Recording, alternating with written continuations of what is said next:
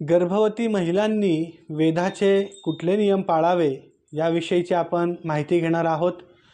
तर हे ग्रहण भारतात दिसणार आहे आणि याचे नियम गर्भवती महिलांना सुद्धा पाळणं आवश्यक आहे।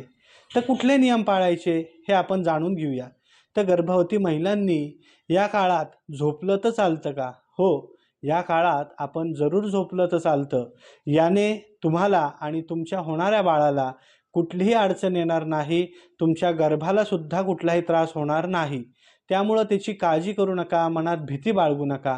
ग्रहण काळामध्ये आपल्याला जर बाथरूमला लागली, आपल्याला वॉशरूमला जावंसं वाटलं, आपल्याला काही मलमूत्र विसर्जन करावंसं वाटलं तर जरूर करावं।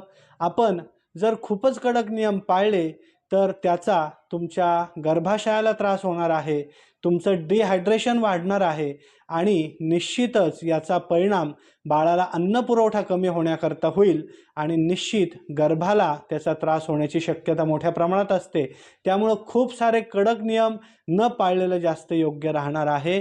त्यामुळे भीतीपोटी कोणाच्या सांगण्यावरनं अंधश्रद्धेने कुठलीही काळजी करून टेन्शन घ्यायचं नाही। मुळामध्ये बाळ होणं ही एक खूप मोठी सेन्सिटिव्ह गोष्ट आहे।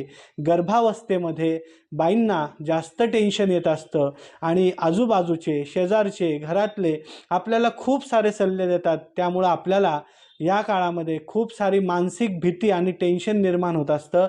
तर ग्रहण काळामध्ये आपण धार्मिक उपासना करावी, मंत्र साधना करावी, गणपती अथर्वशीर्ष, गणपती स्तोत्र, मारुती स्तोत्र, श्रीराम रक्षा स्तोत्र, या देवी महात्म्य, देवीचं स्तोत्र, ह्या सगळ्या गोष्टी आपण कराव्यात। यांचं वाचन करावं। उपासना मार्गाने काय होणार आहे तर आपलं मानसिक मनोधैर्य वाढणार आहे, टेन्शन कमी होणार आहे आणि मुळामध्ये आपल्या शास्त्रकारांनी सांगितलेलं आहे की ग्रहण काळामध्ये केलेली जी उपासना असते, मंत्रजप असतो, तो आपल्याला दुप्पट पटीने फळं देणारा ठरत असतो। त्यामुळे त्याचाही आपल्याला फायदा करून घ्यायचा आहे। जणू आपल्याला ग्रहण काळामध्ये उपासना करण्याची एक प्रकारची नवीन संधी निर्माण झालेली आहे। या संधीचा आपण सर्वांनी लाभ घ्यायचा आहे, आपल्या बाळालाही त्याचा फायदा करून द्यायचा आहे। भीतीपोटी, अंधश्रद्धेने विनाकारण वॉशरूमला न जाणं, पाणी न पिणं, ह्या सगळ्या गोष्टी आपल्याला भीतीपोटी करायच्या नाही। तर त्या केल्या तर चालणार आहे। टेन्शन घेऊ नका।